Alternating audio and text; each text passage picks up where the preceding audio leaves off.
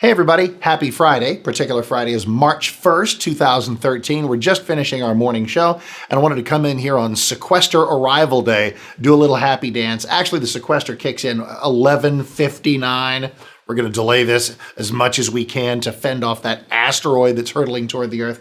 Listen, a couple of video blogs back, I did the thing about embrace the sequester, which I obviously do. I'm glad it's here. Military cuts are not my favorite thing, but I trust that the Pentagon, once it gets its political head out of its butt, will figure out how to actually meet the needs of this without playing the political game that involves things like keeping our aircraft carriers tied to their docks instead of deploying to the Persian Gulf. That game's not going to last long. The battle is lost. The president is lost. The White House is lost. The Democrats have lost. The sequester is here. And now we are the winners. We are the winners if people will actually open up their eyes and realize what's going on. But the reason I have this is I've just CNN right now, breaking news. President Obama says dumb, arbitrary, forced spending cuts that take effect today are unnecessary and inexcusable. Well, let's take a look at those four words. Dumb. Cutting spending is not dumb.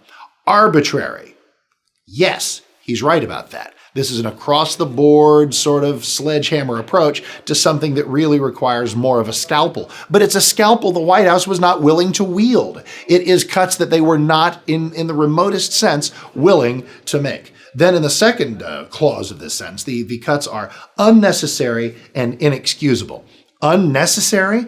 Are you kidding me? This is the depth of their addiction to the spending crack pipe. And this is why they've done all of these duplicitous and sinister things they've done for these last few days. And yes, I mean to use that language. Keeping our ships tied to their ports, threatening us with planes ramming into each other in the skies because they're vast arrays of unmanned air traffic control stations, poisoned meat on the shelves because we don't have enough food inspectors. These are lies. This is a scare campaign designed to make you go, oh, ow, oh, stop, ow. I promise I won't ask for any more spending cuts ever again. Well, the truth of the matter is, we've asked for these, we've gotten these, and we should now ask for more. We've gotten exactly what we asked for. Congress has gotten exactly what it asked for. Inactivity and deadlock, this is what this brings. Gridlock, this is what this brings.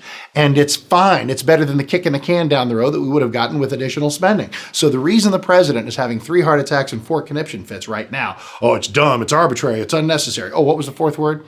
Inexcusable. I guess you could say it's inexcusable that Congress wasn't able to get together and do across-the-board cuts that matter.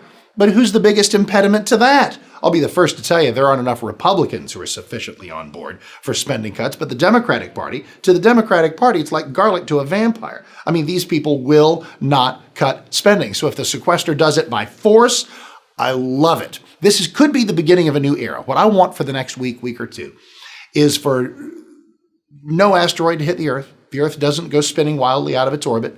We somehow are able to restrain this White House from actually doing horrible things that we could prove they're doing on purpose. It's 2 to 3% cuts. There's no reason not to deploy a ship. No reason not to have air traffic control at its proper strengths. No reason not to have proper food inspections. No reason to pink slip thousands and thousands of teachers. That is all a duplicitous, dishonest campaign of lies. What we have at our disposal right now is the opportunity to have spending cuts happen, have a ton of people who are not real politically wired, not real partisan, not as, left wing or right wing as some others.